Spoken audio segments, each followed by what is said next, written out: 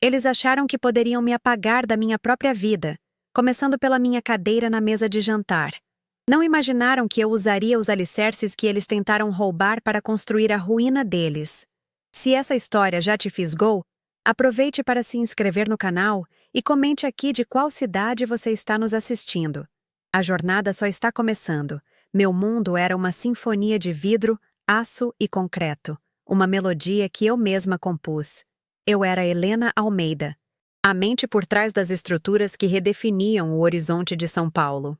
A Almeida e Monteiro não era apenas uma empresa. Era o testamento de um sonho compartilhado com meu marido, Juliano. Eu era a alma, a visionária silenciosa que passava noites em claro transformando linhas em papel em legados de concreto. Ele era o rosto, o carisma, o homem que transformava meus projetos em negócios de bilhões. Nossa cobertura nos jardins, um santuário de design biofílico que eu mesma projetei, era o palco da nossa vida perfeita. Eu acreditava piamente que nosso amor e lealdade eram a fundação mais sólida de todas, mais forte que qualquer arranha-céu que eu pudesse erguer. Eu lhe entreguei meu nome, meu talento e, o mais perigoso de tudo, minha confiança cega. Eu vivia em uma bolha de felicidade e sucesso, uma que eu mesma havia desenhado com precisão arquitetônica. Para mim, a divisão de papéis era perfeita. Eu criava a beleza, Juliano a vendia para o mundo. Ele era o maestro das salas de reunião, o encantador de investidores, e eu me sentia segura em sua sombra, feliz por me concentrar na minha arte. Eu via seu brilho social não como uma ameaça, mas como o complemento perfeito à minha natureza introvertida. E havia Clara, minha irmã mais nova. Sempre a vi como a garota que precisava de um empurrão, um pouco perdida na grandiosidade do que eu havia construído. O cargo que ela ocupava na empresa era um gesto de amor, uma tentativa de trazê-la para perto, de compartilhar meu sucesso. Ela parecia tão grata, tão doce. Naquele castelo de vidro que projetei para nós, eu nunca pensei em procurar por rachaduras. Eu era a criadora, a força motriz, e eles eram minha família, meu alicerce mais seguro. A ideia de que o perigo pudesse vir de dentro era, para mim, tão absurda quanto um edifício desabar por conta própria. O choque não foi uma explosão, mas um vácuo. O som da sala de jantar desapareceu, substituído por um zumbido agudo em meus ouvidos, enquanto eu me afastava daquela mesa, daquela cena de coroação grotesca. Cada passo pelo corredor de mármore travertino que eu mesma escolhi parecia 1 quilômetro. Meus pés descalços sentiam a frieza da pedra, uma frieza que subia pela minha espinha e se instalava em meu coração. A humilhação era um veneno quente, mas por baixo dela, uma pergunta gelada começava a se formar, nítida e perigosa. Não era sobre o beijo que eu sabia que eles haviam compartilhado, ou o toque que eu suspeitava. Era sobre o metal frio que vi em sua lapela, o falcão de prata. Eu desenhei aquele broche com a mesma precisão que desenhei a torre vértice. Era o símbolo do nosso círculo mais íntimo, a chave de um reino. Vê-lo em Clara não era um troféu de um caso sórdido. Era a insígnia de uma usurpadora. A traição pessoal era a cortina de fumaça, e por trás dela, eu sentia o cheiro de uma conspiração muito maior. Como ela conseguiu aquele broche? Essa pergunta se tornou a única fundação que restava no meu mundo em colapso. Trancada em meu escritório, o santuário de vidro e aço com vista para a cidade que ajudei a construir, eu deixei a dor vir. Veio em ondas. Uma maré de mágoa e fúria que ameaçou me afogar. Eu poderia ter gritado, quebrado os protótipos em minhas prateleiras, cedido ao caos que eles esperavam. Era isso que eles queriam. Uma esposa histérica. Uma mulher instável cujas ações futuras poderiam ser facilmente desacreditadas. Mas então, o choro parou. A arquiteta dentro de mim assumiu o controle. A parte da minha mente que vê emoções como tensões estruturais e problemas como quebra-cabeças a serem resolvidos. A humilhação não foi um ato impulsivo de crueldade. Foi um movimento calculado em um jogo que eu nem sabia que estava jogando. O sorriso de Juliano, a cumplicidade silenciosa dos convidados. Eles estavam todos seguindo um roteiro. Então, Eu também seguiria um. Se eles queriam a esposa de coração partido, eu lhes daria a melhor atuação de suas vidas. Enquanto o mundo me via como uma ruína, eu, nas sombras, começaria a desenhar a planta da demolição deles. Emergi horas depois, uma obra-prima de devastação controlada. Meus olhos estavam vermelhos, meu rosto pálido, minha postura curvada sob o peso de uma dor fabricada para consumo público. Anunciei, com uma voz trêmula, que precisava de espaço e me mudei para a ala de hóspedes, no outro extremo da cobertura. Eles me viram como um fantasma, uma presença frágil e derrotada assombrando os corredores de sua vitória. Era exatamente o que eu queria. A invisibilidade se tornou minha maior arma. Eles não sabiam que, ao me exilar, me deram acesso irrestrito ao cérebro da nossa casa. Eu projetei cada centímetro daquele lugar, incluindo a rede de automação inteligente. Dos painéis de controle ocultos no meu novo quarto, eu tinha acesso aos microfones embutidos nas áreas comuns e aos logs do sistema de segurança. Eles falavam livremente, celebrando sua vitória, acreditando que eu estava afogada em meu próprio sofrimento. Mal sabiam eles que cada palavra arrogante, cada risada presunçosa, era um tijolo que eu usava para construir a cela deles, ouvindo e catalogando suas confissões indiretas com uma calma assustadora. Minha casa era o primeiro campo de batalha, mas a guerra seria vencida no coração do meu império.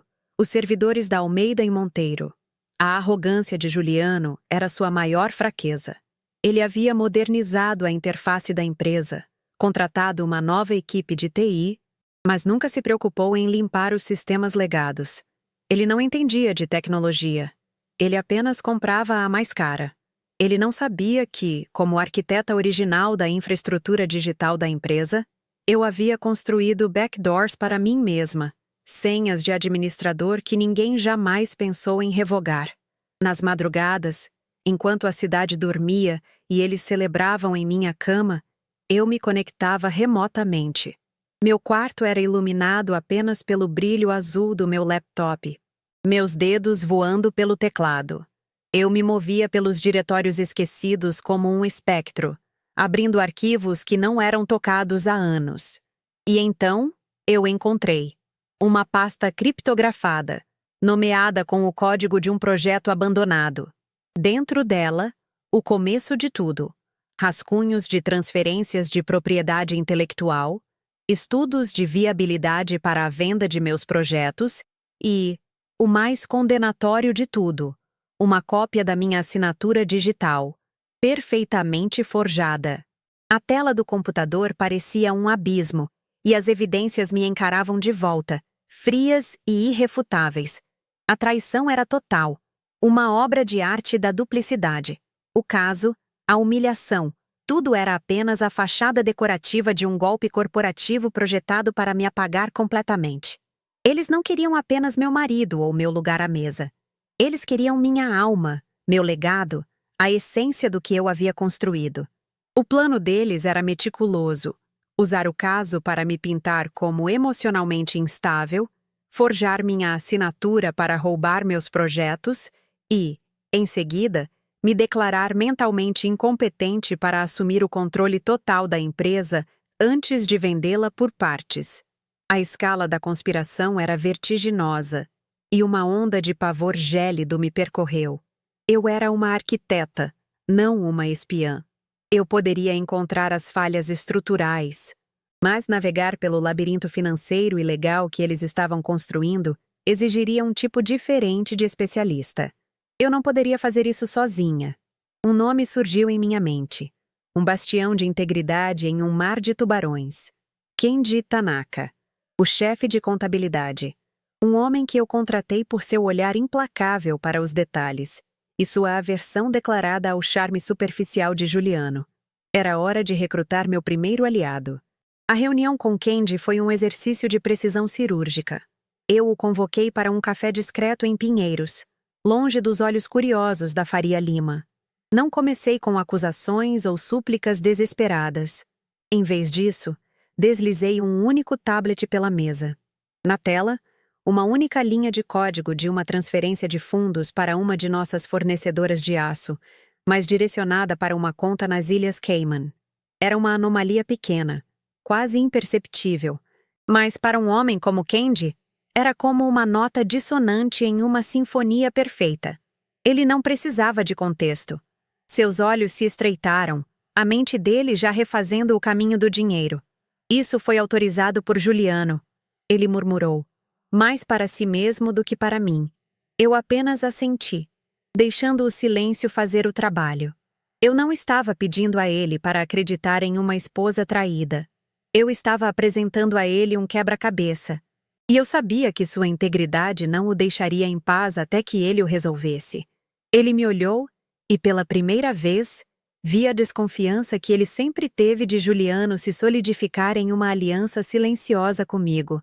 Aquele momento marcou o início da nossa conspiração silenciosa. Candy se tornou meus olhos e ouvidos dentro das finanças da empresa. Enquanto eu continuava a interpretar o papel da viúva de um casamento vivo, afundada em apatia na ala de hóspedes, ele trabalhava nas sombras. Nossas comunicações eram um balé de cautela. Mensagens criptografadas disfarçadas de atualizações de projetos antigos, pendrives trocados em encontros casuais na garagem do prédio. Ele me alimentava com relatórios, planilhas e extratos bancários. Cada um uma peça do mosaico que revelava a extensão da podridão. Juliano e Clara haviam criado uma teia complexa de empresas de fachada, usando-as para desviar fundos e inflar custos, criando um rastro de papel que parecia legítimo na superfície. Eles estavam sangrando a Almeida e Monteiro, preparando-a para o abate final. Cada novo arquivo que Candy me enviava não me trazia dor, mas um foco cada vez mais afiado. A vingança deixou de ser um desejo, tornou-se um projeto de engenharia reversa. Eu estava desconstruindo a traição deles, viga por viga. A descoberta mais aterradora, no entanto, veio de um lugar inesperado. Ao analisar os metadados de um dos contratos forjados, notei uma geolocalização recorrente. Um clube de pôquer de luxo e altíssimo risco no Itaim Bibi, um lugar que eu nem sabia que existia. A curiosidade se transformou em um pressentimento sombrio. Usando as credenciais de Juliano, que ele nunca se preocupou em alterar, acessei seus extratos de cartão de crédito pessoais. O que encontrei foi um abismo, dívidas astronômicas, perdas que somavam milhões. Juliano não era apenas um ladrão. Era um jogador compulsivo e estava perdendo feio. De repente, a urgência do golpe corporativo fez um sentido terrível. Ele não estava roubando por pura ganância ou para impressionar Clara. Ele estava roubando para pagar uma dívida a pessoas que, sem dúvida, não aceitariam um não como resposta. A imagem dele se transformou de um marido traiçoeiro para um homem desesperado e encurralado, o que o tornava infinitamente mais perigoso. O jogo não era mais apenas sobre dinheiro e poder. Era sobre sobrevivência. A dele e, potencialmente, a minha. Essa revelação mudou tudo. Meu cronograma, antes flexível, agora tinha um prazo de validade explosivo.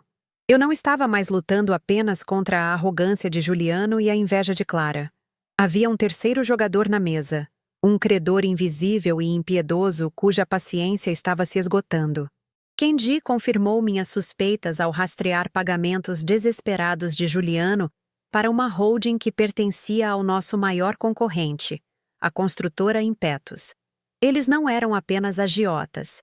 Eles eram os abutres circulando, esperando para pegar os pedaços. A venda dos meus projetos não era um plano de longo prazo. Era o pagamento final para salvar sua pele. A festa de lançamento da Torre Vértice, a celebração da minha maior criação, agora se delineava no horizonte como o dia do juízo final. Era o prazo final deles. Eles tinham 72 horas para finalizar a transferência da minha propriedade intelectual. E eu tinha 72 horas para construir uma armadilha perfeita, usando a obra-prima da minha vida como a isca e o palco para a aniquilação total deles. A arquiteta em mim recuou, e a estrategista de guerra assumiu o controle total. O relógio começou a correr. 72 horas. Para eles, era o tempo para finalizar um roubo. Para mim, Era o tempo para projetar e construir uma guilhotina. O primeiro golpe não seria uma explosão, mas o silêncio. Um silêncio financeiro. Com a ajuda de Candy, identifiquei as contas pessoais que Juliano usava para suas transações de pôquer. Contas que ele mantinha cuidadosamente separadas dos nossos ativos conjuntos, acreditando em sua própria astúcia. Usando uma vulnerabilidade que eu mesma havia descoberto em um de seus aplicativos bancários meses antes, um detalhe que mencionei casualmente e que ele ignorou com um aceno condescendente, instalei um gatilho. No exato momento em que o primeiro pagamento da Impetus entrou em uma de suas contas de fachada, o gatilho foi acionado. Um algoritmo sutil, disfarçado de atualização de segurança, iniciou uma série de microtransferências para dezenas de carteiras de criptomoedas anônimas, pulverizando os fundos em segundos. Ele não foi roubado, seu dinheiro simplesmente evaporou na névoa digital. A reação foi imediata e exatamente como eu previ. Pelos microfones da cobertura, ouvi a primeira rachadura na aliança deles. A voz de Juliano não era de raiva, mas de pânico puro. Ele acusou a equipe de TI, o banco, qualquer um, menos a si mesmo. Clara, por sua vez, não ofereceu conforto. Sua voz era afiada, cheia de desprezo. Como você pôde ser tão descuidado, Juliano? Esse dinheiro era a nossa garantia. Ela não o via como um parceiro, mas como uma ferramenta, e a ferramenta estava com defeito. A desconfiança era uma semente que eu precisava regar. Enquanto ele estava distraído com o desastre financeiro, eu dei o próximo passo.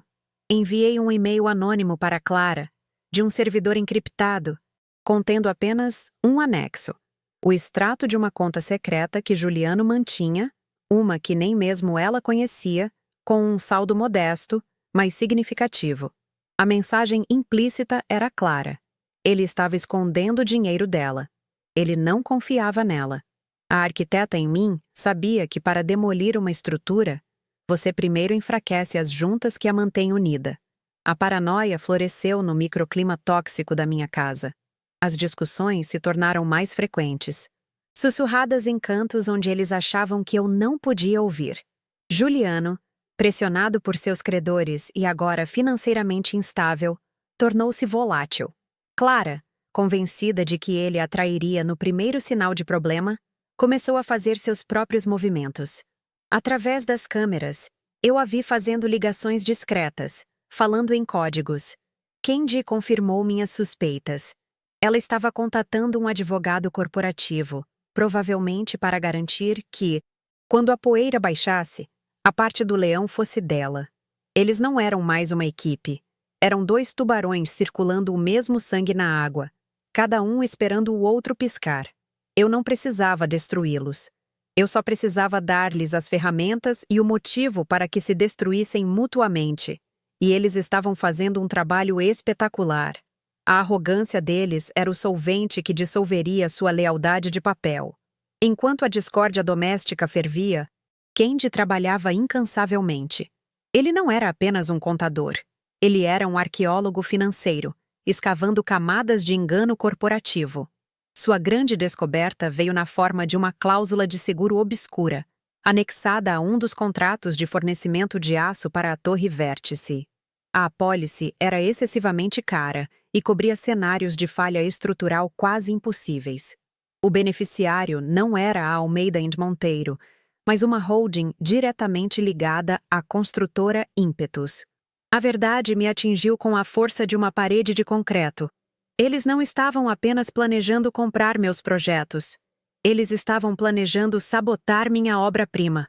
O plano deles era comprar a API, forçar uma falha catastrófica no futuro e, em seguida, lucrar com o seguro, destruindo meu legado e minha reputação para sempre. A maldade do plano era de uma arquitetura impressionante, e eu senti um calafrio de respeito relutante antes que a fúria gelada tomasse conta. A revelação solidificou meu propósito. Isso não era mais sobre vingança pessoal. Era sobre proteger a integridade do meu trabalho, o único filho que eu jamais teria. A Torre Vértice não era apenas aço e vidro. Era a manifestação física da minha alma, e eles planejavam profaná-la. Com essa nova informação, Kendi e eu ajustamos nossa estratégia. Precisávamos de provas irrefutáveis da intenção de sabotagem. Isso exigiria mais do que apenas trilhas de papel. Exigiria uma confissão. E para conseguir uma confissão de um homem desesperado, você precisa oferecer a ele uma tábua de salvação falsa. Eu sabia exatamente qual isca usar. O orgulho de Juliano era uma ferida aberta, e sua crença em seu próprio charme era o sal que eu usaria para inflamá-la. O palco para a próxima fase da minha operação não seria o mundo digital, mas o mundo real, no coração do território inimigo. O passo seguinte era arriscado, exigindo que eu saísse da minha concha de esposa de luto. Eu precisava plantar uma semente de esperança em Juliano, uma que o levasse a se expor. Eu o, acidentalmente, encontrei no corredor, meus olhos ainda habilmente inchados de um choro falso. Com uma voz frágil, eu disse que talvez tivesse exagerado, que estava confusa e que talvez pudéssemos conversar, depois que toda essa confusão com a torre passar. Eu mencionei que havia encontrado algumas irregularidades nos contratos antigos que poderiam nos render uma fortuna em litígios contra antigos fornecedores. Uma mentira completa, mas uma que falava diretamente à sua ganância. Vi um brilho em seus olhos. Ele viu uma oportunidade, não de reconciliação, mas de me usar uma última vez. Ele me viu como a tola que ele sempre acreditou que eu era, e mordeu a isca com força. Ele agora acreditava que eu estava vulnerável e potencialmente útil, o que o tornaria descuidado. A pressão dos credores da Impetus sobre Juliano estava atingindo um ponto de ebulição. Kendi interceptou um e-mail codificado para ele, que era essencialmente um ultimato. A linguagem era polida, mas a ameaça era visceral.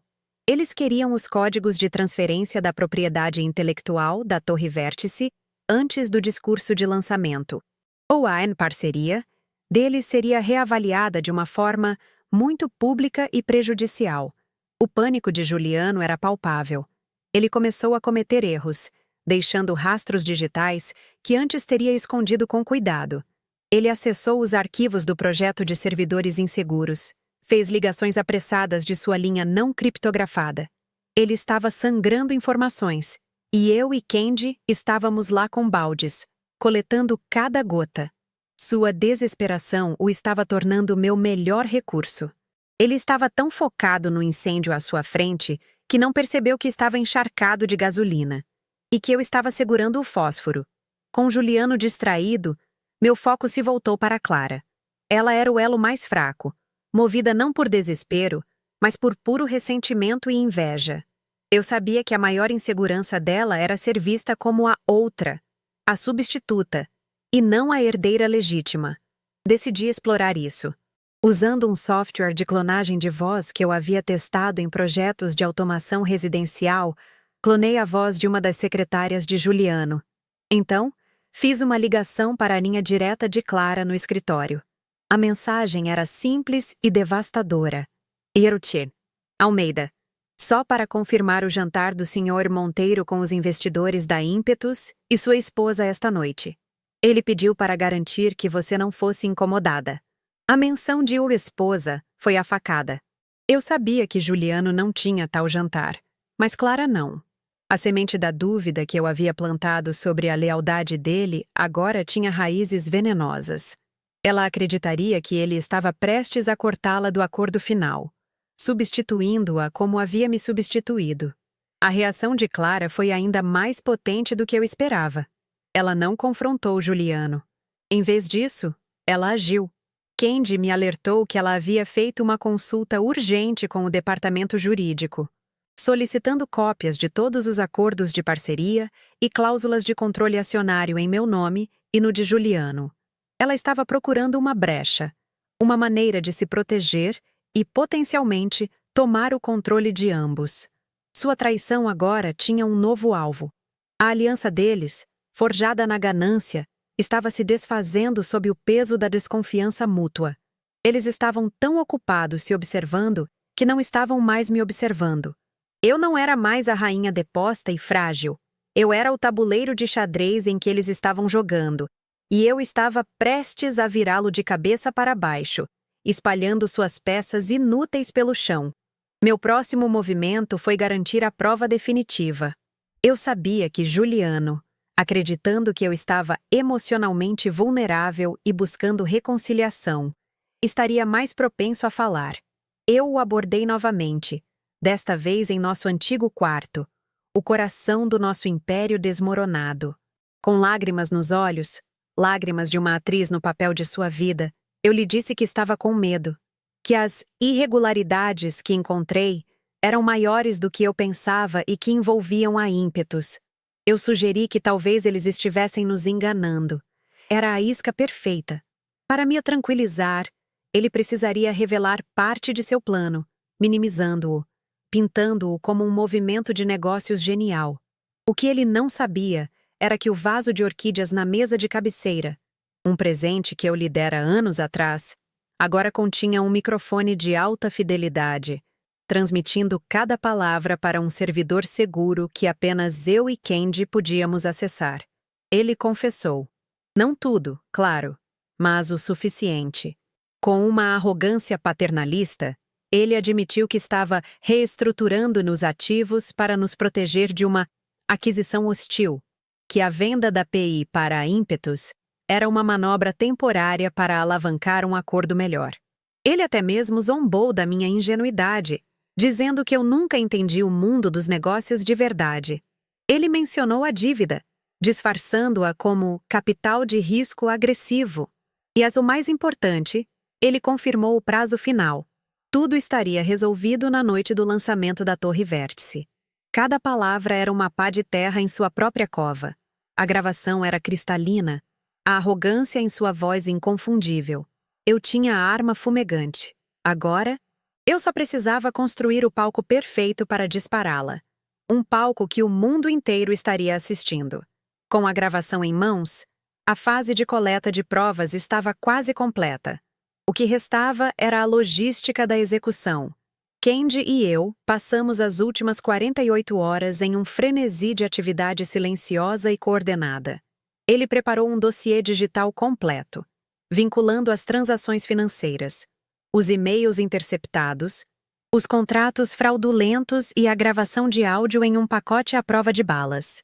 Ele o enviou para um cofre digital, com instruções para ser liberado simultaneamente para a CVM, o Ministério Público e os principais veículos de imprensa do país, acionado por uma única palavra-chave que eu diria do palco.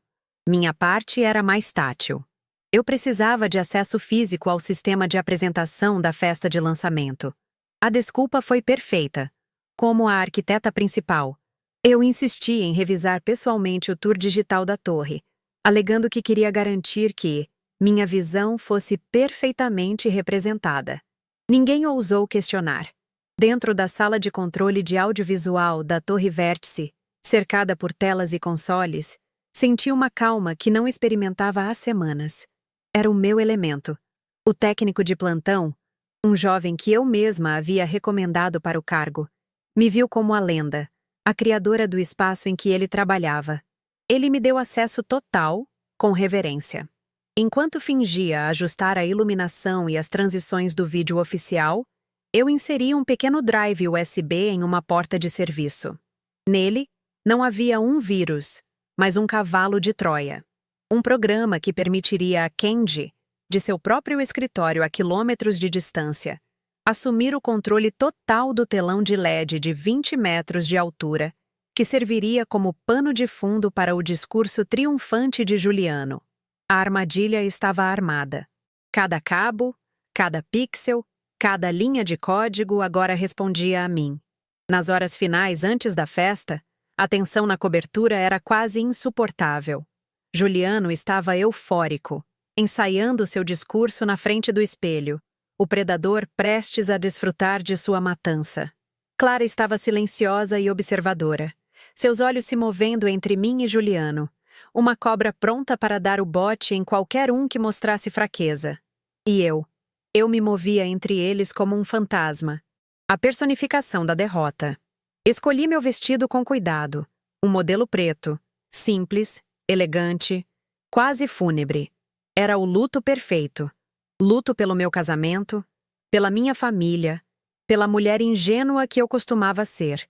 Eles me viam indo para um enterro. Mal sabiam eles que era o deles.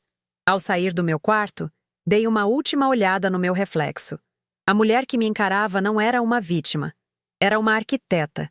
E ela estava prestes a presidir a mais espetacular demolição controlada que a cidade de São Paulo já vira. Enquanto descíamos no elevador privativo para o salão de festas, Juliano colocou a mão nas minhas costas. Um gesto possessivo e condescendente. Apenas sorria e acene, querida. Deixe o trabalho pesado para mim, ele sussurrou.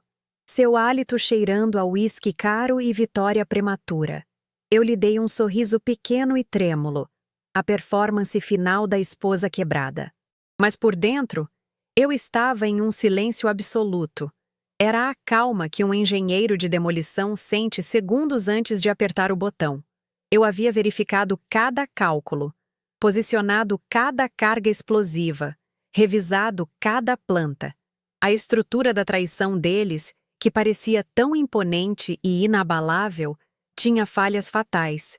Falhas que só a arquiteta original poderia ver. E eu estava prestes a aplicar a quantidade exata de pressão no ponto exato para fazer tudo desmoronar em uma nuvem de poeira e arrependimento. O elevador se abriu, revelando o brilho e o som da festa. O espetáculo estava prestes a começar. O salão de festas da Torre Vértice era um mar de rostos sorridentes, taças de champanhe e conversas abafadas.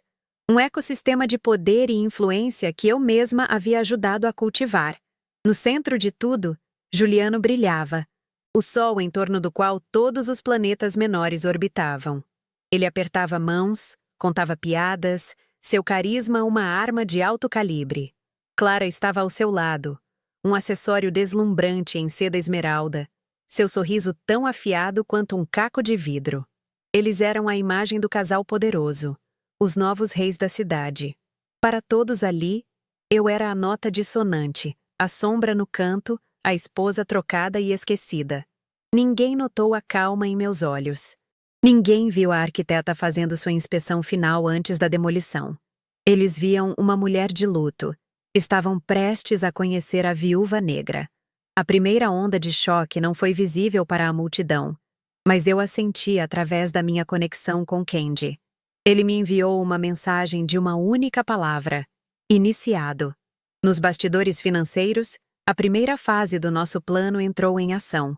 Usando as provas de fraude que havíamos coletado, Kendi acionou alertas automáticos para os principais credores e parceiros bancários da Almeida & Monteiro, sinalizando uma revisão de emergência dos ativos da empresa devido a atividades gerenciais suspeitas. Foi um movimento sutil, mas que efetivamente congelou todas as principais linhas de crédito de Juliano. Ele ainda não sabia, mas sua capacidade de movimentar grandes quantias de dinheiro, a própria base de seu poder, havia acabado de ser colocada em uma camisa de força digital. O rei ainda estava em seu trono, mas seu castelo já estava cercado. O primeiro sinal de que a pressão estava funcionando veio na forma de uma vibração quase imperceptível no bolso de Juliano. Eu o observei do outro lado do salão. Seu sorriso não vacilou, mas seus olhos se desviaram por uma fração de segundo para a tela do celular. Um vinco de irritação apareceu entre suas sobrancelhas antes de ser suavizado. Era um de seus banqueiros, sem dúvida, perguntando sobre o bloqueio repentino. Ele o dispensou com uma resposta rápida, sua arrogância o convencendo de que era apenas um pequeno problema burocrático. Ele não conseguia conceber um mundo onde ele não estivesse no controle total. Essa crença inabalável em sua própria infalibilidade era a falha estrutural central que eu estava prestes a explorar. A rachadura na fundação que faria todo o edifício desabar sobre sua cabeça. Enquanto Juliano lidava com o primeiro abalo, Clara começou a mostrar sinais de sua própria paranoia. Eu a vi se afastar discretamente para um terraço com vista para a cidade. Ela não estava admirando a vista. Ela estava em uma ligação tensa, sua postura rígida, a mão livre gesticulando com raiva. Minha aposta era que ela estava falando com seu advogado, provavelmente frustrada por não conseguir acesso aos arquivos que solicitara. A semente de desconfiança que eu plantei havia se tornado uma erva daninha, sufocando a frágil aliança deles. Ela não confiava mais que Juliano a protegeria e estava tentando desesperadamente construir sua própria arca antes do dilúvio que ela sentia se aproximando. Ela estava certa sobre a tempestade, mas errada sobre quem a estava conjurando. O verdadeiro catalisador da escalada, no entanto, não estava no salão. Estava a quilômetros de distância, na forma de homens que não usavam ternos de grife e não bebiam champanhe. Kendi me enviou uma segunda mensagem, esta mais urgente. Eles sabem. Estão vindo atrás de mim. Meu sangue gelou. A ímpetus, sentindo a hesitação financeira de Juliano e o bloqueio repentino dos fundos. Não esperaria por explicações. Eles haviam decidido aplicar pressão da maneira que conheciam melhor. Eles não estavam mais jogando o jogo corporativo. Eles haviam virado o tabuleiro e recorrido à intimidação bruta.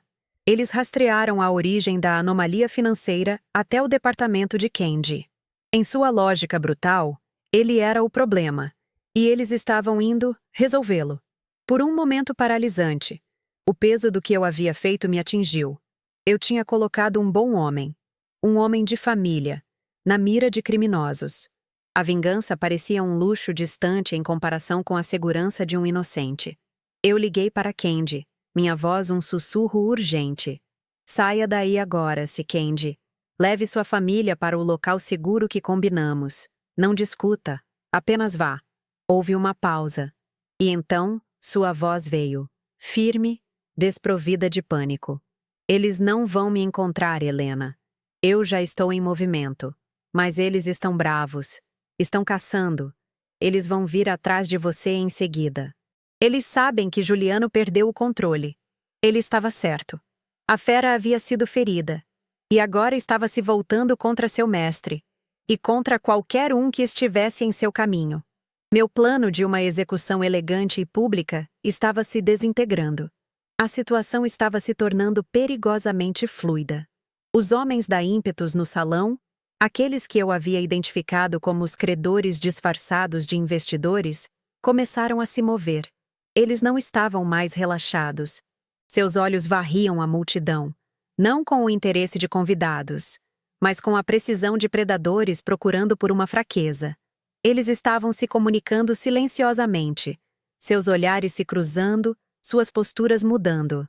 O ar no salão de festas, antes elétrico com celebração, agora estava carregado com uma ameaça palpável, uma corrente subterrânea de violência esperando para irromper. A festa de lançamento da minha maior criação estava se transformando em um barril de pólvora, e alguém havia acabado de acender o pavio. Juliano finalmente percebeu a gravidade da situação. Vi um de seus contatos da ímpeto se aproximar dele. Um homem corpulento com um sorriso que não alcançava seus olhos mortos. A conversa foi curta. A postura de Juliano passando de confiança para alarme velado. O homem se afastou e Juliano me procurou na multidão. Nossos olhos se encontraram, e pela primeira vez naquela noite, eu não vi arrogância em seu olhar. Eu vi algo muito mais perigoso. O reconhecimento. Ele não sabia como, mas de alguma forma, naquele instante, ele entendeu. A esposa quebrada, a mulher de luto, a anomalia financeira, a pressão da ímpetus, as peças se encaixaram em sua mente com um clique audível. Ele não estava sendo atacado por um inimigo externo. A insurreição vinha de dentro. Ele começou a caminhar em minha direção, seu movimento uma linha reta através do mar de pessoas, que se abriam para ele como se sentissem a mudança em sua energia. Seu charme havia evaporado, substituído por uma intensidade predatória. Cada passo dele era uma batida de tambor, marcando o fim da fase de subterfúgios. Este não era mais um jogo de xadrez. Era uma briga de facas em uma cabine telefônica. Meu coração martelava contra minhas costelas, não de medo, mas de uma estranha e terrível exaltação. A máscara havia caído. A verdadeira batalha estava prestes a começar. Não em uma tela de LED, mas ali, no chão de mármore polido do meu edifício. O que você fez? Ele sibilou quando chegou até mim. Sua voz baixa e cheia de uma fúria controlada que era mais aterrorizante do que qualquer grito. Ele agarrou meu braço, seus dedos se cravando em minha pele com uma força surpreendente. Você acha que pode brincar com essas pessoas? Você não tem ideia do que acabou de soltar. Seu pânico era tão grande que ele estava me confessando tudo, confirmando a aliança sombria que eu só havia suspeitado. Ele não estava mais tentando me enganar. Ele estava tentando me conter, me tratar como a causa do problema, a variável que ele precisava eliminar para sobreviver.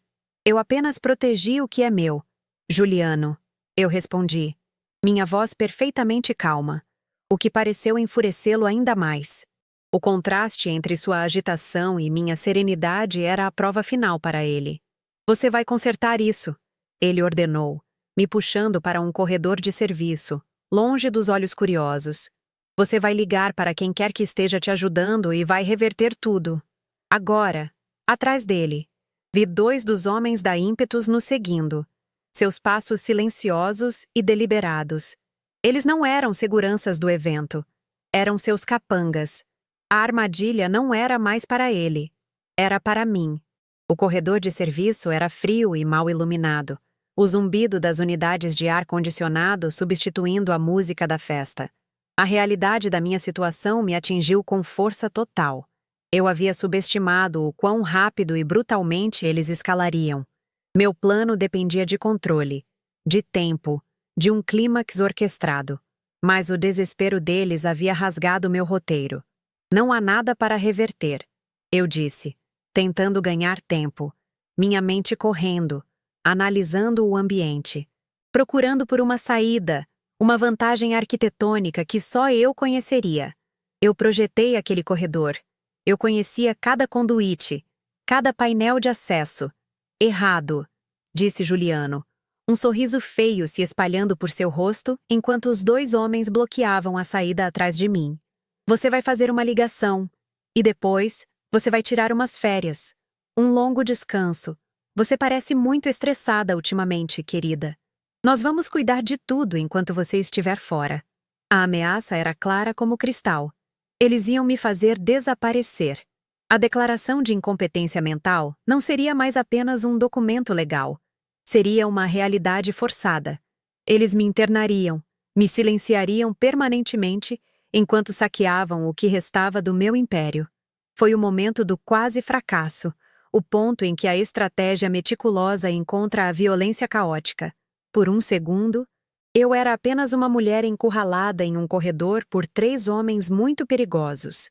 O medo era real, uma coisa física que ameaçava me sufocar. Mas então, a arquiteta assumiu. O medo se transformou em dados. A adrenalina se transformou em foco. Eu não via mais capangas. Via obstruções. Eu não via mais um marido traidor. Via um ponto de pivô instável. Eu parei de pensar em como expô-lo e comecei a pensar em como sobreviver a ele. Você tem razão, Juliano, eu disse. Minha voz subitamente suave, submissa. Eu cometi um erro. Me dê o telefone. Eu vou consertar. Seus olhos se estreitaram em suspeita, mas sua arrogância venceu. Ele acreditava que, no final, eu ainda era fraca, que sob pressão, eu me curvaria. Ele me estendeu seu telefone, mantendo meu braço em um aperto de ferro com a outra mão. Era o erro que eu precisava. Ele estava perto demais, focado demais no telefone, subestimando completamente seu ambiente. Enquanto meus dedos pairavam sobre a tela, minha outra mão se moveu. Eu não fui em direção a uma arma ou a um alarme de incêndio. Fui em direção a um pequeno painel de metal na parede, disfarçado como uma caixa de junção elétrica. Meus dedos encontraram uma trava rebaixada que só podia ser aberta com uma pressão específica. Eu a projetei como uma anulação de emergência para o sistema de supressão de incêndio. Um recurso não documentado que só eu e o engenheiro-chefe conhecíamos. Com um clique, eu não ativei os sprinklers. Eu ativei algo muito mais dramático. O sistema de supressão de incêndio da torre vértice usava halon, um gás que desloca o oxigênio para apagar o fogo sem danificar os equipamentos eletrônicos. No corredor de serviço, o sistema foi projetado para liberar o gás com uma força tremenda, criando um vácuo momentâneo. Com um silvo ensurdecedor, o gás explodiu dos bicos no teto. Não era tóxico, mas o impacto sônico e a súbita falta de ar foram um choque violento para o sistema. Os 3 homens cambalearam para trás, desorientados, ofegantes, seus ouvidos zumbindo. Naquela fração de segundo de caos, eu agi. Soltei-me do aperto enfraquecido de Juliano e, em vez de correr para a saída bloqueada, corri na direção oposta, mais para dentro do labirinto de serviço. Eu conhecia o caminho. Eles não. Eu não estava mais fugindo. Eu estava os atraindo para o meu território, para as entranhas da minha criação. O som do alarme de gás começou a soar, um barulho agudo e penetrante que adicionou outra camada à confusão. Enquanto corria pelos corredores cinzentos e metálicos, eu peguei meu próprio telefone, um modelo simples e criptografado que eu mantinha para emergências. Disquei o número de Candy. Mude o protocolo. Execute o vértice caído, agora. Sem esperar pelo meu sinal. Execute agora. O vértice caído era nosso plano de contingência, a opção nuclear. Ele não apenas liberaria as provas para a mídia e as autoridades, mas também acionaria uma venda em cascata das ações da empresa que eu havia secretamente adquirido através de procuradores. Uma manobra projetada para causar um colapso financeiro total e imediato. Atrás de mim, eu podia ouvir os homens se recuperando, seus gritos raivosos ecoando pelas paredes de concreto. Eles estavam me caçando agora, dentro do meu próprio prédio. Eu cheguei a uma escada de serviço, subindo os degraus de 2 em 2, meu coração batendo um ritmo frenético. Meu plano original de uma humilhação pública e controlada estava em ruínas. A vingança poética havia se transformado em uma luta brutal pela sobrevivência. E eu percebi, com uma clareza gelada, que isso era melhor. A aniquilação total que eu havia planejado não era mais apenas uma retribuição pela traição deles. Era uma necessidade para a minha sobrevivência. Eles haviam demonstrado que não parariam por nada para me silenciar, que cruzariam qualquer linha, legal ou moral. Ao tentarem me apagar fisicamente, eles me deram a justificativa final para erradicá-los de todas as outras maneiras possíveis. Eles haviam transformado uma arquiteta em uma guerreira. E agora eu estava a caminho do meu arsenal. Saí da escada de serviço e entrei na sala de controle de audiovisual, o mesmo lugar onde eu havia plantado meu cavalo de Troia horas antes. O jovem técnico olhou para mim, seus olhos arregalados com o som dos alarmes. Houve uma descarga de Halon no setor de serviços. "Está tudo bem, senhora Almeida?" Ele perguntou, sua voz cheia de preocupação. Eu tranquei a porta atrás de mim. "Está tudo prestes a ficar bem." "Ricardo", eu disse, minha voz calma e no controle. "Agora, afaste-se do console. Eu preciso assumir." Do lado de fora da porta, ouvi as batidas pesadas dos homens de Juliano. Eles estavam tentando arrombar a porta. Eu ignorei. Sentei-me na cadeira do operador, meus dedos voando sobre o teclado. Na tela gigante do salão de festas, o tour digital da torre ainda estava em loop, uma imagem serena de ordem e beleza. O público lá embaixo, embora talvez confuso com os alarmes distantes, ainda estava alheio ao drama que se desenrolava a poucos metros de distância. Eu abri o programa que Candy e eu havíamos preparado. Todas as provas estavam lá, enfileiradas, prontas para serem exibidas. A gravação de áudio, os extratos bancários, as fotos da câmera escondida, os e-mails. Era uma sinfonia de destruição. As batidas na porta ficaram mais fortes, a madeira começando a rachar. Eles estavam quase dentro, mas eu não precisava de muito tempo. Eu só precisava de mais 10 segundos.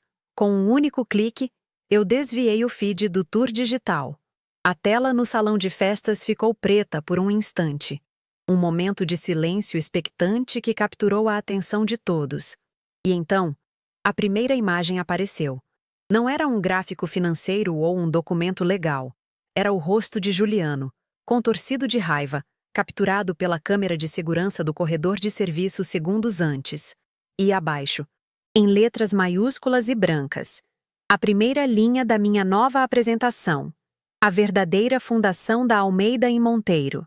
Eu me levantei da cadeira e me virei para a porta que estava prestes a ceder. Eu não sentia mais medo. Eu sentia uma calma glacial, a mesma calma que eu sentia ao finalizar a planta de um arranha-céu. Eu havia sobrevivido à tentativa desesperada deles de me quebrar. Eu havia sido forçada a improvisar, a lutar, a transformar meu conhecimento em uma arma de fuga. Eles queriam me enterrar nos alicerces do meu próprio prédio, mas esqueceram que eu projetei cada saída de emergência. A vitória não seria mais apenas satisfatória, seria conquistada. A porta se estilhaçou, e os capangas entraram, seguidos por um Juliano lívido. Eles pararam abruptamente, seus olhos fixos não em mim, mas nas dezenas de monitores ao meu redor, cada um mostrando o que estava sendo transmitido para a tela gigante no salão de festas. Eles podiam me ouvir, mas também podiam ouvir o som que vinha dos alto-falantes da sala. O som de centenas de convidados ofegando em choque e descrença. Eles eram os caçadores, mas haviam acabado de seguir sua presa diretamente para o centro da armadilha. Eu olhei para Juliano, um sorriso genuíno se formando em meus lábios pela primeira vez em meses. Você estava certo, eu disse. Minha voz clara e alta acima do som da gravação de sua própria voz traidora ecoando pelo sistema de som. Eu não tinha ideia do que estava soltando. Eu gesticulei para as telas, mas agora parece que você também não. A escalada deles havia falhado. A minha estava apenas começando. A expressão no rosto de Juliano era uma obra-prima de horror. Ele olhou das telas para mim. A compreensão de sua ruína total finalmente amanhecendo em seus olhos. Ele não havia apenas perdido a empresa ou o dinheiro. Ele havia perdido o controle, a narrativa, a própria fachada sobre a qual toda a sua identidade foi construída. Ele tentou criar uma tempestade para me afogar, mas em sua pressa, ele se esqueceu de verificar a previsão do tempo. Um furacão com meu nome estava prestes a atingir a costa. Os homens da Impetus olharam um para o outro, a confusão e a raiva em seus rostos. Seu trunfo, Juliano, havia se tornado um passivo tóxico em tempo real, na frente de toda a indústria. A dívida que ele lhes devia era agora a menor de suas preocupações. Sua associação com ele, agora exposta, os tornava cúmplices de um escândalo massivo. Eu não estava apenas demolindo Juliano e Clara. Eu estava criando um colapso em cadeia que levaria a ímpetos junto com eles. Enquanto a segurança do prédio, finalmente alertada pelos alarmes e pelo tumulto, chegava ao corredor, eu passei por Juliano, que estava congelado no lugar, um monumento à sua própria arrogância destruída. Eu não disse mais uma palavra para ele. Ele não era mais relevante. Meu destino não estava mais naquele corredor escuro, mas no palco iluminado, onde eu iria pessoalmente supervisionar os estágios finais da demolição e começar a projetar a planta do meu novo império. Ao sair da sala de controle e caminhar em direção ao salão principal, eu podia ouvir o áudio da gravação que fiz em nosso quarto. A voz paternalista de Juliano enchia o ar, explicando como ele iria me enganar, zombando da minha ingenuidade. Cada palavra era um prego em seu caixão. O público estava em silêncio absoluto, suas faces viradas para a tela gigante, completamente cativadas pela queda espetacular de um titã. A escalada desesperada deles, sua tentativa de me remover à força, foi o catalisador final. Ela me libertou de quaisquer restrições remanescentes, de qualquer noção de misericórdia. Eles transformaram uma disputa corporativa em uma luta de vida ou morte. E em uma luta pela sobrevivência, a arquiteta que eu era sabia que só havia uma estratégia vencedora: garantir que a estrutura do seu oponente fosse tão completamente aniquilada que não houvesse nem mesmo poeira para reconstruir. Eu parei na entrada do salão, observando a cena. Clara estava no meio da multidão, seu rosto uma máscara de pânico e traição enquanto ouvia a gravação de Juliano planejando descartá-la. Os credores da Impetus estavam tentando discretamente escapar, mas as saídas já estavam sendo discretamente bloqueadas pela segurança do evento, que agora respondia às ordens de Kendi. O palco estava montado. As provas estavam expostas. Os vilões estavam encurralados. Tudo o que restava era o golpe de misericórdia. E eu estava mais do que pronta para desferi-lo. Com os ecos do caos do corredor de serviço ainda em meus ouvidos, avancei para a beira do palco. A segurança do prédio, agora sob o comando remoto de Kendi, formava uma barreira discreta, mas impenetrável, entre a plateia e o drama que se desenrolava. Juliano e seus capangas estavam contidos, presos entre a porta estilhaçada da sala de controle e o olhar de centenas de testemunhas. O público, antes confuso pelos alarmes, agora estava em um silêncio sepulcral, seus rostos banhados pela luz azul da tela gigante que exibia a imagem congelada de um Juliano furioso. Eles sentiam que o roteiro da noite havia sido irrevogavelmente alterado. Eles vieram para a inauguração de um prédio, mas eu estava prestes a lhes dar a demolição de um império. Respirei fundo, não por nervosismo, mas para saborear o oxigênio de um mundo que em breve seria apenas meu. O espetáculo estava prestes a começar, e eu era a única diretora. Com um comando silencioso enviado do meu celular para Kendi, a primeira prova atingiu a tela com a força de um raio. A imagem de Juliano foi substituída por uma cascata de extratos bancários e registros de sites de apostas de luxo. Números vermelhos, representando perdas de milhões, sangravam pela tela. Cada transação era uma ferida auto-infligida em nosso patrimônio, uma hemorragia secreta que ele tentou estancar com o meu futuro. Um murmúrio percorreu o salão, uma onda sonora de escândalo e surpresa. Olhei para Juliano. O choque em seu rosto era puro, desprovido de qualquer arrogância. Era a face de um homem que vê seu segredo mais sombrio e vergonhoso exposto sob os holofotes mais brilhantes possíveis. Ele não era o mestre do universo que todos pensavam. Era um viciado, um jogador desesperado que apostou a própria alma e perdeu de forma espetacular. A primeira viga de sua fachada de sucesso acabara de ser pulverizada. Antes que o choque pudesse diminuir, a segunda carga explosiva detonou. A tela mudou, mostrando agora uma rede complexa de transferências financeiras, partindo de contas da Almeida em Monteiro e terminando em contas numeradas nas Ilhas Cayman. E no topo de cada extrato, um nome: Clara Almeida.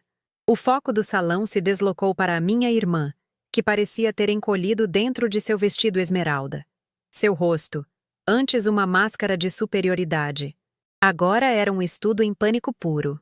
Ela olhou para Juliano, não com amor ou cumplicidade, mas com o mais puro ódio de um co-conspirador traído. O público viu a verdade. Ela não era uma amante apaixonada, mas uma parceira no crime, a beneficiária gananciosa de um roubo familiar. A imagem da irmãzinha inocente foi incinerada, substituída pela de uma usurpadora calculista. A aliança deles, forjada em segredo, estava agora sendo dissecada em público. Então, veio o golpe que transformou a traição deles em uma guerra civil. A tela cortou para um vídeo granulado, mas inconfundível, de uma câmera de segurança que eu havia instalado no café, onde Kendi me disse que eles se encontravam.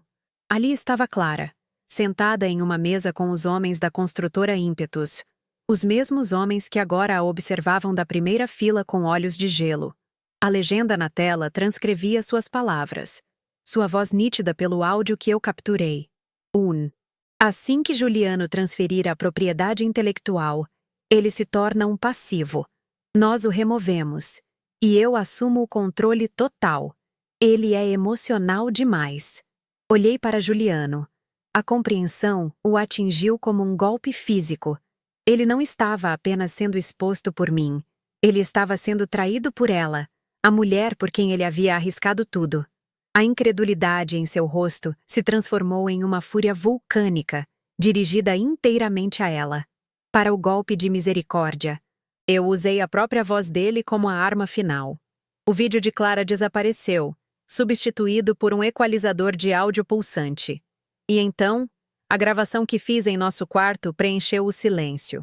A voz arrogante e paternalista de Juliano ecoou pelo salão, confessando seu plano para o chefe do sindicato. Não se preocupe. A Helena é instável. Vamos interná-la. E a Clara? Ela é ambiciosa, mas descartável. Se as coisas ficarem feias, eu entrego as duas para vocês em uma bandeja de prata. Eu sou o único com quem vocês precisam lidar. Um silêncio mortal caiu sobre a multidão. Era a confissão definitiva, não apenas de seus crimes, mas de sua total falta de lealdade a qualquer pessoa, exceto a si mesmo. Ele não era um rei protegendo seu reino. Era um rato tentando roer seu caminho para fora de uma armadilha, disposto a devorar os seus próprios para escapar. A implosão foi instantânea e gloriosa. "Ah, você me gravou!" Juliano gritou para mim, sua voz rouca de descrença, mas seus olhos estavam fixos em Clara. "E você?" Ele rosnou para ela. "Você tentou me apunhalar pelas costas." Clara, com lágrimas de raiva escorrendo pelo rosto, retrucou. "Você ia me entregar para eles, o seu desgraçado. Você me usou." Eles se acusavam no palco improvisado de sua própria ruína, esquecendo-se da plateia, dos investidores, da imprensa. Eram duas bestas presas na mesma jaula, atacando-se em um frenesi de culpa e recriminação. Na primeira fila, os homens da ímpetus se levantaram, não com raiva explosiva, mas com uma calma mortal. Eles não estavam mais olhando para Juliano como um parceiro, mas como um problema que precisava ser permanentemente resolvido.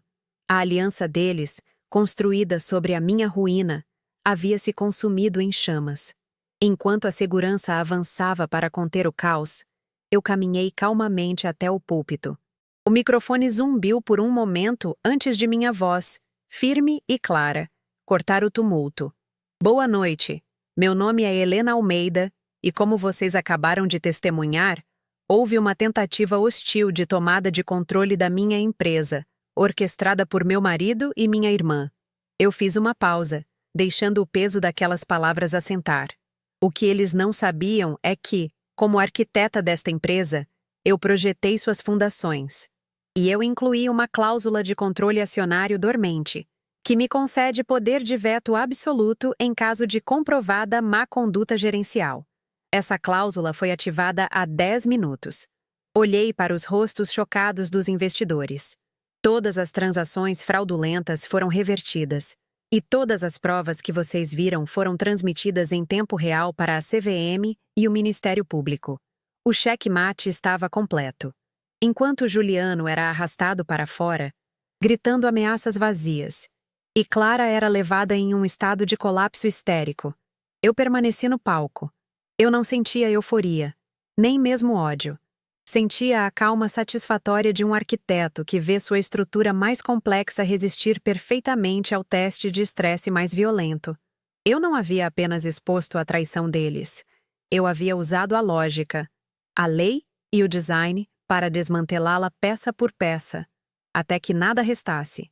Olhei para a plateia, para a indústria que eles tentaram me roubar, e anunciei meu movimento final.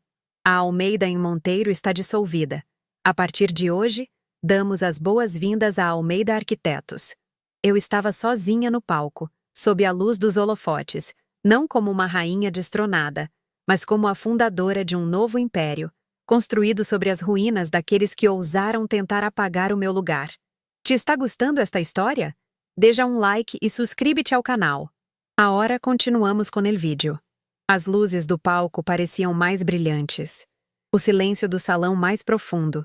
A tempestade que eu havia desencadeado atingiu seu ápice, e no olho do furacão, eu encontrei uma calma absoluta. Observar Juliano e Clara sendo escoltados para fora, suas faces contorcidas em máscaras de ódio e pânico, não me trouxe alegria. Trouxe uma sensação de finalidade, como a de um arquiteto que observa a poeira assentar após uma demolição controlada. A estrutura podre havia sido derrubada, exatamente como projetado. O terreno estava limpo. Os gritos deles eram apenas o eco de um passado que eu já havia selado e arquivado. Eles não eram mais meus antagonistas. Eram meramente os escombros sobre os quais eu começaria a construir meu novo legado. Um que levaria apenas o meu nome e seria erguido sobre uma fundação de verdade inabalável. Nos dias que se seguiram, o escândalo da Noite da Torre dominou cada noticiário. Cada coluna social, cada conversa nos cafés da Faria Lima. A Almeida em Monteiro implodiu com uma velocidade espetacular. As ações despencaram para o valor de pó antes que a bolsa suspendesse as negociações. Eu me mantive em silêncio, reclusa na minha fortaleza de vidro e aço. Não precisei dar entrevistas ou alimentar a fogueira da mídia. As provas que Kendi e eu liberamos faziam o trabalho por mim. Cada documento, cada gravação, cada extrato bancário era uma peça de um quebra-cabeça irrefutável que a imprensa e os promotores montavam com um fervor quase sádico. Eu deixei que a narrativa se construísse sozinha, a partir dos fatos frios e duros que eu havia meticulosamente organizado. Enquanto o mundo assistia ao desmonte público deles, eu, nos bastidores, já estava desenhando a planta da minha ascensão. A batalha legal foi menos uma batalha e mais uma rendição incondicional. Com as provas transmitidas ao vivo e as confissões gravadas, a defesa de Juliano e Clara era inexistente. Eles se voltaram um contra o outro, cada um tentando pintar o outro como o cérebro da operação, uma dança patética de traidores tentando trair seu caminho para fora da ruína. Não funcionou. Juliano foi condenado por fraude corporativa, lavagem de dinheiro e extorsão, recebendo uma sentença que garantiria que seus anos dourados fossem passados em um complexo penitenciário, não em um iate. Clara, por sua vez, foi condenada por conspiração e fraude. A garota que sempre viveu à minha sombra finalmente encontrou um lugar só para ela. Uma cela fria, despojada de todo o glamour que ela tanto cobiçava e que, no final, a consumiu inteiramente. Paralelamente, a construtora Ímpetus, o sindicato disfarçado de concorrente, enfrentou sua própria aniquilação. A exposição de sua conexão com o esquema de Juliano desencadeou uma investigação federal em suas operações. O que os promotores encontraram foi um império construído sobre intimidação, agiotagem e corrupção sistêmica. Seus ativos foram congelados, seus executivos indiciados. A queda deles foi um bônus inesperado, mas bem-vindo, no meu plano. Eles eram os predadores que circulavam, esperando para devorar minha carcaça. Em vez disso, ao tentarem me caçar, caíram na mesma armadilha que engoliu Juliano, provando que a ganância desmedida é a falha estrutural mais perigosa de qualquer organização. A cidade respirou aliviada quando sua influência tóxica foi finalmente purgada do mercado. Com os destroços da Impetus sendo leiloados pelo governo, vi uma oportunidade que apenas eu poderia capitalizar. Eles possuíam alguns dos terrenos mais promissores da cidade, projetos que haviam adquirido por meios questionáveis.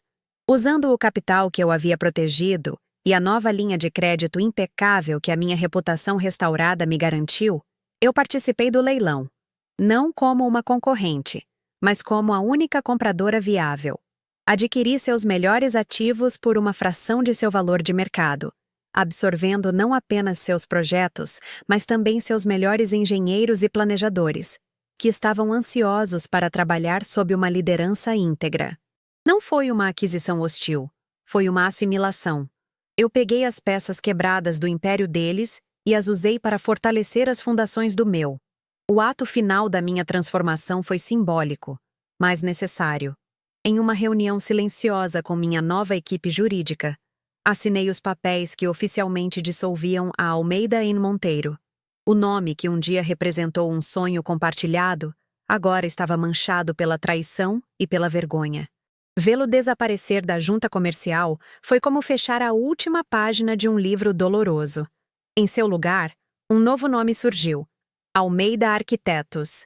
Era simples, direto e, o mais importante, era inteiramente meu. Não havia mais espaço para parceiros, para sombras, para a diluição da minha visão. Era uma declaração de independência, uma promessa de que cada viga, cada janela, cada linha desenhada a partir daquele dia seria um reflexo puro da minha integridade e da minha força. Minha vida pessoal também passou por uma reestruturação completa. A cobertura nos jardins, antes um palco para a traição, foi esvaziada de todas as memórias deles. Eu a redesenhei, transformando os espaços que eles haviam contaminado em santuários de serenidade e foco. A ala de hóspedes, que havia sido meu exílio, tornou-se meu novo estúdio principal, um lugar de onde eu podia ver a cidade inteira se desdobrar sob meus pés. Eu me cerquei não de bajuladores, mas de mentes brilhantes e leais. Kendi Tanaka, meu aliado improvável, tornou-se meu CFO e braço direito, sua integridade a pedra angular da nossa nova cultura corporativa. Juntos, não estávamos apenas construindo edifícios, estávamos construindo uma fortaleza baseada na confiança mútua e no respeito conquistado. Semanas se transformaram em meses. A poeira assentou, e a cidade se acostumou com a nova paisagem de poder. A Almeida Arquitetos rapidamente se tornou sinônimo de inovação e resiliência. Meus novos projetos eram mais ousados, mais ambiciosos. Livre das amarras do carisma superficial de Juliano, eu me comunicava diretamente com os clientes, e eles descobriram que a paixão e a precisão da arquiteta eram muito mais convincentes do que qualquer discurso de vendas. Meu silêncio, que antes era visto como fraqueza, agora era interpretado como força, a calma de uma mente que está sempre 10 passos à frente. Eu não precisava mais de um rosto para o meu trabalho. O meu trabalho se tornou o meu rosto. Às vezes, à noite, eu subia para o heliporto da Torre Vértice, o lugar que deveria ter sido o palco da minha destruição e que se tornou o pedestal da minha coroação. Olhando para as luzes de São Paulo cintilando abaixo, eu pensava na mulher que eu era, a Helena ingênua, que acreditava no amor como a fundação mais sólida, havia sido demolida naquela ceia de Natal. A mulher que a substituiu não era amarga ou vingativa. Ela era algo muito mais formidável. Ela era consciente. Consciente do preço da confiança, do peso do poder e da força que reside na autossuficiência. A dor não havia desaparecido. Ela havia sido integrada, transformada de um veneno em um aço temperado que agora formava a espinha dorsal da minha existência. Eu não reconquistei o meu lugar. Aquele lugar, na cabeceira de uma mesa montada sobre mentiras, era pequeno demais. Eu o abandonei. Em vez disso, eu construí um lugar inteiramente novo, um que não existia antes. Um lugar no topo do meu próprio império, de onde eu não apenas via o horizonte, mas o definia. Eu era Helena Almeida, a arquiteta da minha própria vida, a engenheira da minha própria salvação. Eles tentaram me apagar, mas ao fazê-lo, apenas me deram o espaço em branco de que eu precisava para desenhar um futuro muito maior do que qualquer um de nós jamais havia imaginado. A brisa no topo da torre era fria e limpa. Abaixo de mim, a cidade pulsava com vida, uma rede de luzes e sonhos. Meus sonhos agora eram feitos de concreto, vidro e uma determinação inquebrável. Eu não era mais uma rainha em um castelo compartilhado. Eu era a própria fundação, a estrutura e o pináculo de um reino que ninguém jamais poderia me tirar. O falcão de prata que Clara usou como um troféu agora estava em minha mesa, não como uma lembrança da traição, mas como um peso de papel, um lembrete de que até mesmo os símbolos mais preciosos podem ser forjados, mas o verdadeiro poder não pode ser roubado. Ele deve ser construído, viga por viga, a partir das ruínas do que um dia tentou nos destruir. Meu telefone vibrou. Era Kendi, com a aprovação final para o nosso próximo grande projeto, um complexo biofílico que redefiniria a sustentabilidade urbana na América Latina. Eu sorri, um sorriso genuíno de satisfação e antecipação. O passado estava resolvido, a vingança estava completa. Agora, o único caminho era para cima. Eu me virei, deixando a cidade para trás, e voltei para dentro, para a minha prancheta de desenho. Havia novos horizontes para construir, e pela primeira vez em muito tempo, o céu não tinha limites. A Fênix não apenas havia renascido das cinzas, ela havia aprendido a controlar o fogo e agora era dona de todo o céu.